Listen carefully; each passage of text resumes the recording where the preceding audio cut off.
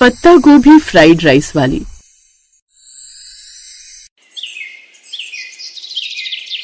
ममता अपनी माँ के साथ अपने खेतों में खड़ी हुई थी। सारी फसल तैयार हो चुकी थी। आधे खेत में धान उगा रखा था और बाकी के हिस्से में पत्ता गोभी, धनिया, मिर्च, टमाटर, इस तरह की हरी सब्जियां उगा रखी थी।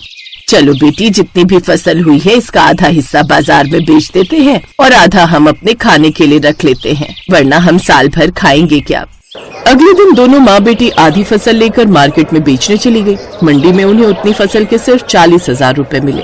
अरे भाई साहब, ये तो बहुत कम पैसे दिए आपने, इससे ज्यादा तो फसल पैदा करने में लग गया हमारा। बहन जी, इस बार सरकार ने रेट बहुत कम कर दिए हैं, मैं आपको अपनी जेब से तो दे नहीं सकता, अब जो है वो रख लीजिए। माँ अंकल बिल्कुल सही कह रहे हैं, इसमें इन बेचारे की क्या गलती, जो भी मिल रहा है ले लेते हैं, क्योंकि हमारे पास तो भी फूटी कौड़ी भी नहीं है। दोनों माँ बेटी पैसे लेकर अपने घर आ गई। उनका घर बहुत साधारण सा था। अगली सुबह उनके घर कुछ आदमी आ गए। बहन जी, सुना है आपने फसल बेच दी है, अब जल्दी से सारी उधारी चुका दीजिए। अब दोनों माँ बेटी एक दूसरे को देखने लगी। खैर, उसकी माँ ने 30,000 निकाल कर उस आदमी को दे दिए। अरे ये क्या पकड़ा रही हो बहन जी, आपको मालूम है ना, पूरा साल खेती करने के लिए सारा पैसा मैंने ही आपको दिया है। चाहे पानी लगाना हो, खेत जोतना हो, खाद डालनी हो, बीज लगाने हो, ये सब मिलाकर टोटल 50,000 हुए थे। भूल गई आप? हाँ भाई साहब, मुझे सब कुछ पता है, लेकिन आपको तो खबर लग ही गई होगी कि इस बार सरकार ने फसल के रेट बहुत कम कर दिए हैं। अभी इतना ले लीजिए, हम जल्द ही आपको बाकी के पैसे लौटा देंगे।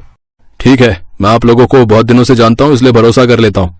पैसे लेकर वो लोग चले गए। इधर ममता और उसकी माँ ने 10,000 रूपए बचा लिए थे अपने खर्चे के लिए। लेकिन बेटी, खेती किसानी करने से क्या फायदा, फसल के रेट अच्छे मिलते नहीं, हर साल कर्जा अलग से चढ़ा जाता है हम पर। हमें तो उतना पैसा भी नहीं मिलता है जितना पैसा फसल उगाने में लग जाता है, तो फायदा ही क्या।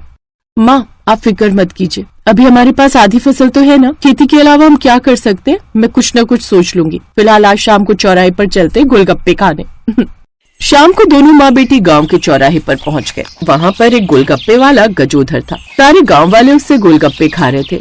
माँ, ये गाँव वाले एक नंबर के चटोरे हैं, शाम होते ही गोलगप्पे खाने आ जाते हैं, चलिए हम लोग भी खाते हैं। दोनों माँ बेटी गोलगप्पे खाने लगे, तभी अचानक कुछ गाँव वालों ने कहा, अरे हम लोग हर रोज गोलगप्पे खा खा कर बोर हो गए भैया, है, लेकिन इसके अलावा यहाँ कुछ मिलता भी नहीं, इतना पैसा भी नहीं है कि शहर जाकर फास्ट फूड खा सकें। हाँ चाचा, ये आपने बिल्कुल सही कहा, कुछ नया अगर यहाँ पर मिलने लगे तो मजा ही आ जाए। अरे आप लोग नए के चक्कर में मत रहो, हाँ, गोलगप्पे से अच्छा जो है कुछ नहीं होता है, बता रहे हैं। हाँ। उन गांव वालों की बातें ममता बड़े ध्यान से सुन रही थी। गोलगप्पे खाकर दोनों माँ बेटी घर वापस आ गई। तभी ममता ने कहा, माँ आपने सुना था ना कि गांव वाले क्या कह रहे थे, उनकी दिली इच्छा है कि उस चौराहे पर कुछ नया फास्ट फूड मिले, तो हम लोग वहाँ पर फ्राइड राइस बनाकर बेचते हैं। चावल, बंद गोभी, शिमला मिर्च, गाजर, धनिया, हरी मिर्च, ये सब कुछ तो हमारे पास है ही। क्या बात है बेटी, ये तो तुमने बहुत अच्छा सोचा, पहले दिन से हमारा फ्राइड राइस बिकने लगेगा। अगले दिन दोनों माँ बेटी ने मिलकर गजोधर गोलगप्पे वाले के ठीक सामने अपना फ्राइड राइस का ठेला लगा लिया। गांव वालों की नजर जैसे ही उस पर पड़ी, सारे गांव वाले इधर खींचे चले आए। अरे बिटिया, ये क्या है? चाचा, ये फ्राइड राइस है, शहरों में ये बहुत बिकता है। आप लोगों ने कल कहा था ना कि कुछ नया होना चाहिए, इसीलिए हम दोनों माँ बेटी आप सबके लिए कुछ नया लेकर आए हैं। अरे तो जल्दी से हम सबको एक एक प्लेट फ्राइड राइस खिला दीजिए, वैसे देखने में तो बहुत अच्छा लग रहा है। अगर स्वाद अच्छा ना लगे तो पैसे बिल्कुल मत देना आप लोग, सिर्फ 10 रुपए की एक प्लेट है। ममता ने सबको एक एक प्लेट फ्राइड राइस दिया। फ्राइड राइस खाकर सबको मजा आ गया। क्या स्वाद है बेटी, आह, मजा ही आ गया फ्राइड राइस खाकर। आह। तो इस तरह गांव वालों को अब कुछ नया मिलने लगा था, इसलिए गजोधर के पास कोई भी गोलगप्पे खाने नहीं जाता था। वो सामने खड़ा होकर ममता और उसकी माँ से जलता रहता था। इन दोनों ने तो मेरा धंधा ही चौपट कर दिया है। मैं इस धंधे में और इस चौराहे पर बहुत पुराना हूँ, मुझसे ज्यादा दिमाग ये दोनों नहीं लगा पाएंगी। अब देखो मैं क्या करता हूँ। अगले ही दिन गजोधर ने भी फ्राइड राइस बेचना शुरू कर दिया। उसने अपने फ्राइड राइस में कुछ जड़ी बूटियां मिला दी, जिससे अब गांव के लोगों को उसका स्वाद पड़ गया और सारे लोग गजोधर की दुकान पर जाने लगे। इधर ममता और उसकी माँ परेशान हो गई।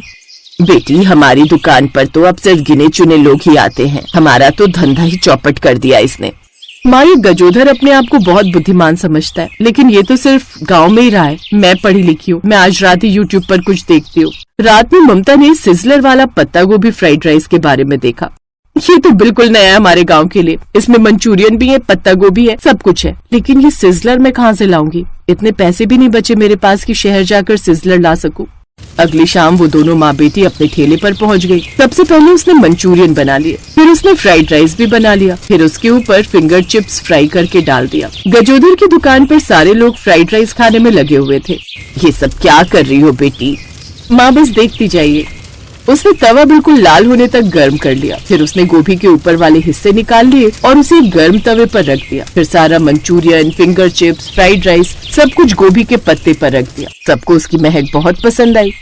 अरे भैया, ये कैसी मनमोहक महक है गांव वालों, है? चलो भैया, ममता बेटी के पास चलते हैं। सारे लोग अब ममता की दुकान पर आ गए। गांव वाले उसकी नई डिश देखकर हैरान रह गए। हैरान मत हो गांव वालों, ये चाइनीज सिजलर वाली पत्ता गोभी फ्राइड राइस है। इंडिया में इसे सिर्फ कुछ लोग ही बना पाते हैं, उनमें से एक मैं भी हूँ। हाँ दीदी, इस डिश के बारे में मैंने भी वीडियो में देखा है, पर खाया कभी नहीं। आपको बनाना आता है ये हमें जानकर बहुत खुशी हुई। तो अब ममता की दुकान फिर से चलने लगी। गजोधर उस गांव से कभी बाहर नहीं निकला था, इसलिए वो सिजलर वाले फ्राइड राइस नहीं बना पाया। ऐसे ही 2-3 साल बीत गए। ममता अपने पैसों का बिल्कुल दिखावा नहीं करती थी। फिर एक रोज गजोधर ने दिमाग लगाया। वो भागकर ममता के ठेले पर आया। बहन जी, मेरी दुकान तो चल नहीं रही, आप लोग मुझे अपनी दुकान पर काम पर रख लो। ठीक है, हमें वैसे भी एक कर्मचारी की जरूरत थी। अब गजोधर उनकी दुकान पर काम करने लगा। 2 महीने में उसने भी सिजलर वाली पत्ता गोभी का चाइनीज फ्राइड राइस बनाना सीख लिया। अब उसने ममता के ठेले पर काम छोड़ दिया और खुद अपनी दुकान लगा ली। अगले दिन से वहाँ पर ममता का ठेला लगना बंद हो गया। अब मैं अकेला फिर से इस मार्केट में ऐश करूँगा। भगा दिया मैंने उन दोनों माँ बेटी को। तभी वहाँ कुछ गांव वाले आ गए। अरे गजोधर, पागल हो गए हो क्या? क्यों पागल ना हो काका, है? मेरे सामने दोनों माँ बेटी टिक नहीं पाई, भाग गई ना ये मार्केट छोड़कर। अरे गजोधर, तुम हमारे साथ चलो, कुछ दिखाना है। गांव वाले उसे गांव के बाहर मेन रोड पर लेकर गए। वहाँ पर ममता और उसकी माँ का बहुत बड़ा रेस्टोरेंट था, जिसमें बड़े बड़े लोग कार से सिजलर वाली पत्ता गोभी फ्राइड राइस खाने आए थे। गजोधर अंदर गया और माँ बेटी से माफी मांगने लगा। मैंने हमेशा आप दोनों को नीचा दिखाने की कोशिश की। आप लोगों से ही काम सीखकर मैंने अलग दुकान लगा ली। मैं आप लोगों से जलता था, पर आपने तो इतना बड़ा रेस्टोरेंट खोल लिया जिसमें इतने बड़े बड़े लोग आते हैं। काका, इसीलिए किसी से जलो मत। आप लोग मुझे भी नौकरी पर रख लो। इस बार मैं सच में नौकरी ही मांग रहा हूँ। वहाँ धूप में खड़े खड़े इस उम्र में हालत खराब हो जाती है। ठीक है, आप यही काम कीजिए। उस दिन के बाद गजोधर भी उनके रेस्टोरेंट में काम करने लगा और सब खुशी खुशी रहने लगे।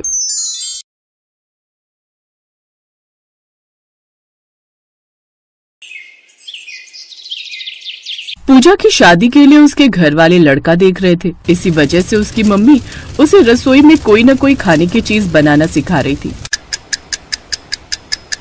मम्मी, मैं कितनी मर्जी कोशिश कर लूं, मैं ठीक से चावल नहीं बना पा रही हूँ। बताया तो था कि ठीक से नाप कर पानी डाला कर, तू फिर वही गलती दोहरा देती है। अगली बार जब मैं खाना बनाने खड़ी होंगी तो तू साथ खड़ी हो जाना और बिल्कुल ध्यान से देखना कि मैं कैसे चावल बनाती हूँ। ओके मेरी प्यारी मम्मा। पूजा की माँ, लड़के वालों ने पूजा को पसंद कर लिया है। कल हमें रेस्टोरेंट में बुला रहे। वो चाहते हैं कि कल ही रोका कर दे। कल? फिर तो हमें भी तैयारी करनी होगी। चावल की बात बीच में ही रह गई और पूजा की शादी की तैयारियां शुरू हो गई। खूब धूमधाम से पूजा की शादी हुई। शादी के बाद पूजा अपने ससुराल पहुंची। पूजा ने सबके लिए हलवा बनाया और सबने हलवे की बहुत तारीफ की। बहुत स्वादिष्ट हलवा बनाया है, सचमुच बढ़िया घी डालकर भुना हुआ हलवा है। हलवा बिल्कुल सही चीनी डालकर बनाया है, मीठा भी एकदम बढ़िया डाला है। हलवा अच्छा बनाया है पूजा, वैसे मैं भी ऐसे ही बनाती हूँ। बाकी चीजें तो अभी तुम्हारे हाथ की किसी ने खाई नहीं है, तो वो तो बाद में पता चलेगा कि तुम बाकी खाना कैसा बनाती हो। अच्छा ही बनाती होगी बहू, जैसे तुम बढ़िया खाना बनाती हो। मुझे हलवा खाकर यकीन हो गया है कि पूजा बहू भी खाना बनाने में माहिर होगी। सास की बात सुनकर पूजा थोड़ी टेंशन में आ गई, क्योंकि वो जानती थी कि वो सब कुछ अच्छा बना सकती है, पर चावल बनाने के लिए अगर किसी ने कहा तो कहीं चावल खराब ना बन जाए। अगले कुछ दिन तक तो पूजा ने खाना नहीं बनाया, पर धीरे धीरे जब पूजा रसोई में खाना बनाने लगी तो ऐसे ही एक दिन, पूजा मैंने राजमा बना दिए, तुम चावल बना लो। चावल? हाँ चावल, जीरे वाले। क्यों, क्या हुआ, नहीं बना सकती क्या? नहीं नहीं, ऐसी बात नहीं है भाभी, बना दूंगी, बना लेती हूँ। पर उसे यही चिंता थी कि उसके चावल खराब ना हो जाए। काफी देर तक पूजा सोच में डूबी रही। अचानक कुछ मेहमान मिलने के लिए आ जाते हैं। क्या क्या बात है पूजा, तुमने अभी तक चावल नहीं बनाए? तुम्हें पता है ना मामा जी मामी जी वगैरह सब खाने के समय आए तो राजमा बने हुए हैं। तुम्हें एक चावल बनाने के लिए बोले, तुमने अभी तक वो भी गैस पर नहीं चढ़ाए। भाभी वो चावल भिगोए थे, बस बना ही रही हूँ। अब पूजा के पास चावल बनाने के सिवा और कोई चारा नहीं था, क्योंकि पहले ही अलका उसे 2 बार टोक चुकी थी। पूजा ने चावल बनाना शुरू किया। बीच बीच में उसकी जेठानी उसे देख रही थी। पूजा ऐसे काम नहीं चलेगा, देखो मैं इतने काम एक साथ कर लेती हूँ और एक तुम हो जो एक काम करने में घंटों लगा देती हो। अब जल्दी से चावल बना लो, मेहमानों के लिए खाना लगाना है। अलका बार बार उसे चावल के लिए बोलने आ रही थी, पर हर बार की तरह इस बार भी पूजा के चावल पूरी तरह से चिपक कर घुट गए थे। बन गए चावल? एक काम करो, तुम डाइनिंग टेबल पर ले आओ, मैंने सब कुछ लगा दिया है, मैं सलाद रख रही हूँ। पूजा ने चावल बर्तन में निकाले और सबके लिए डाइनिंग टेबल पर ले गई। अरे वाह, आज तो नई बहू के हाथ के चावल खाने को मिलेंगे। पूजा बहू, हमें पूरा यकीन है कि तुमने बढ़िया चावल बनाए होंगे। लाओ भाई, राजमा भी दो और चावल भी। पूजा चावल के बर्तन से ढक्कन हटाती है तो सब लोग जब चावल की तरफ देखते हैं तो हक्के बक्के रह जाते हैं। ये क्या है पूजा, तुमने तो चावल की जगह चावल का भरता बना दिया। ये कैसे घुटे हुए चिपके चावल बनाए? मुझे नहीं पता था कि तुम चावल नहीं चावल का भरता बनाओगी। सॉरी, ये सच है, मुझे चावल बनाने नहीं आते। कोई बात नहीं बहू, हम ऐसे ही मिक्स करके खा लेंगे। लाओ दे दो। मामा जी मामी जी, मैं दूसरे चावल बना लाती हूँ। अलका बहू, जाकर रोटी सेक लो। सॉरी मामा जी, सॉरी मामी जी। कोई बात नहीं बेटा, बार बार सॉरी मत बोलो, कभी कभी कुछ चीजें नहीं बनानी आती। देखो तो, हमने तो खा भी लिए। पूजा, अलका से रोटी ले आओ, उसने बना ली होगी। कुछ देर बाद जब मामा मामी चले गए तब अलका ने तूफान खड़ा कर दिया। आपको पता है देवर जी, पूजा ने दोपहर में चावल का भरता बना दिया था। इतनी शर्म आ रही थी मामा जी मामी जी के सामने। बताओ तो वो क्या सोच रहे होंगे कि छोटी बहू को चावल बनाने नहीं आते। पूजा की जेठानी इतना शोर मचाकर उसका अपमान कर रही थी कि पूजा की आंखों में आंसू आ गए।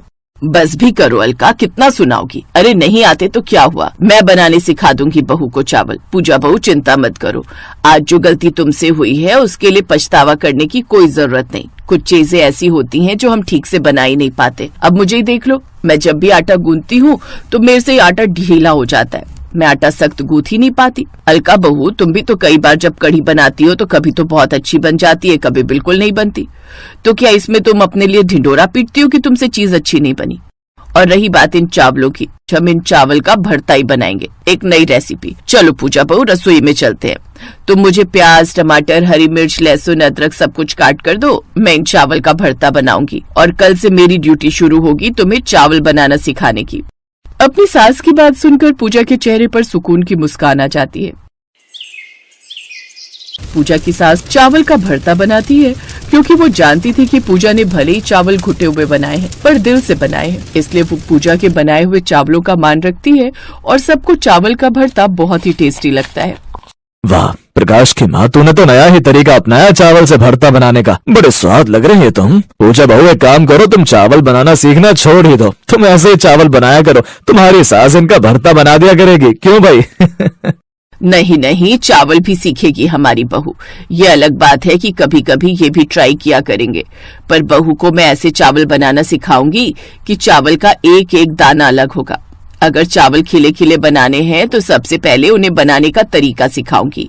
कुकर में कैसे बनाने हैं, खुले में कैसे बनाने हैं, सब तरीके अलग अलग होते हैं। कितने चावल, कितना पानी, हर किसी का अपना हिसाब होता है, पर चावल ऐसे बने होने चाहिए कि बर्तन से एक दाना भी ना चिपके। वही सबसे बढ़िया चावल बनने की पहचान होती है।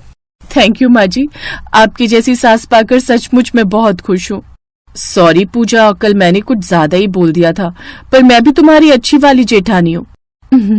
मुझे पता है भाभी, आप भी बहुत अच्छे हो और यहाँ पर सब बहुत अच्छे हैं, सब मुझे समझते हैं और बहुत प्यार देते हैं।